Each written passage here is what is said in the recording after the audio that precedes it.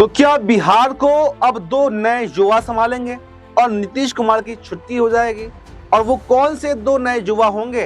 क्या कन्हैया कुमार और तेजस्वी यादव वो दो युवा होंगे, या फिर तेजस्वी यादव और निशांत कुमार वो दो युवा हो सकते हैं जो बिहार की तकदीर को पलट कर रख देंगे? या फिर तेजस्वी यादव और चिराग पासवान ये भी दो युवा हो सकते हैं जो बिहार की तकदीर को पलटने का फैसला करेंगे?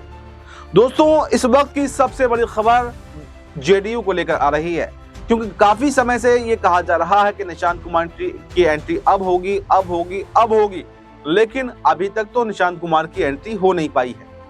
लेकिन अब बड़ी खबर यह है कि विनय चौधरी जो जेडीयू के विधायक हैं, उन्होंने मीडिया से बातचीत करते हुए साफ साफ कहा है कि निशांत कुमार की एंट्री होकर रहेगी और अब हम विधायक दल की बैठक में ये प्रस्ताव लेकर के आएंगे और देखेंगे कितने विधायक इस बात पर सहमत हैं। अगर विधायक मेजोरिटी में पाए जाते हैं तो निशांत कुमार की एंट्री को कोई भी रोक नहीं सकता और निशांत कुमार ही उसके बाद में जेडीयू की कमान संभालेंगे।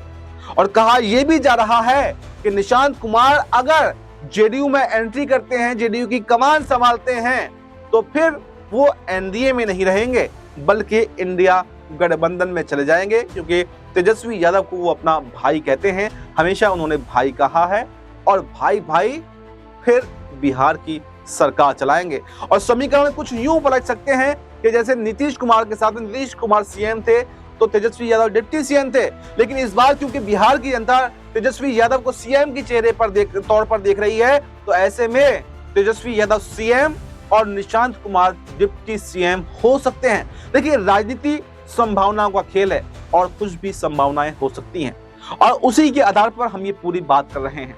और इसके अलावा समीकरण ये भी है कि अगर नीतीश कुमार या निशांत कुमार की एंट्री नहीं होती है, नीतीश कुमार एनडीए में रहते हैं, तो चिराग पासवान जो बिहार चुनाव में दिलचस्पी दिखा रहे हैं, वो अगर उनकी कुछ सीटें आ गई, 15-20 सीटें उन्होंने निकाल ली, तो अगर उन्होंने तेजस्वी यादव को समर्थन कर दिया या फिर तेजस्वी यादव के साथ में गठबंधन में चले गए, तो फिर आरजेडी की सरकार बनेगी। और ऐसी सिचुएशन में भी यहाँ पर बिहार में तेजस्वी यादव सीएम और चिराग पासवान डिप्टी सीएम के तौर पर देखे जा सकते हैं।